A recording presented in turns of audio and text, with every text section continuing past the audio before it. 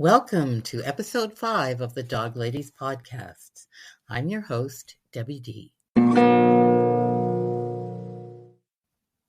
'Tis the season for crass commercialism, and I'd like to share a few thoughts on the subject.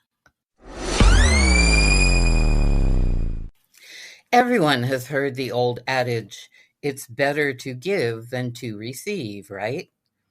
This idea goes back to biblical times, and it's one we can all support.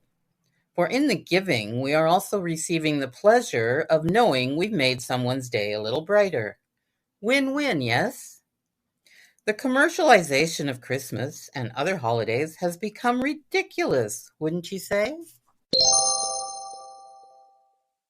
People strive to find bigger, more expensive gifts and load their credit cards to the breaking point. Come January, when the bills roll in, they've probably forgotten all they spent and keel over in shock. No wonder it's such a miserable month. I would much prefer an inexpensive, meaningful gift to an extravagant, frivolous one any day.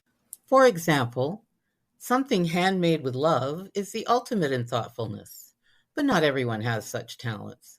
Speaking as someone who does not, I cherish those gifts, along with ones that have been carefully selected as specifically personal. When choosing a gift for someone, try to determine what might bring a smile to their face, preferably something they likely wouldn't get for themselves.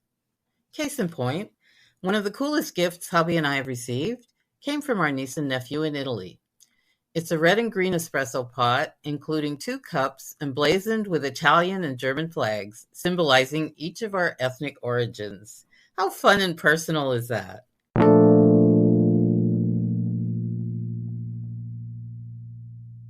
Not good with handicrafts, but great in the kitchen? Consider homemade treats. I have a friend who bakes delicious shortbread cookies and presents them in beautiful tins. Can't do that either? Floral arrangements and gift baskets make festive presentations. Too expensive? What about the gift of time? Help someone out. Volunteer at your local food bank or soup kitchen. There are myriad possibilities. Whatever you do, don't be like Sheldon Cooper, the nerdy physicist from The Big Bang Theory, a popular U.S. sitcom for those who aren't familiar. Here's what he says about gift giving. The essence of the custom is that I now have to go out and purchase for you a gift of commensurate value and representing the same perceived level of friendship as that represented by the gift you've given me. It's no wonder suicide rates skyrocket this time of year. Good grief. I admit to feeling beholden sometimes, especially when the gift is unexpected, but this is the wrong attitude.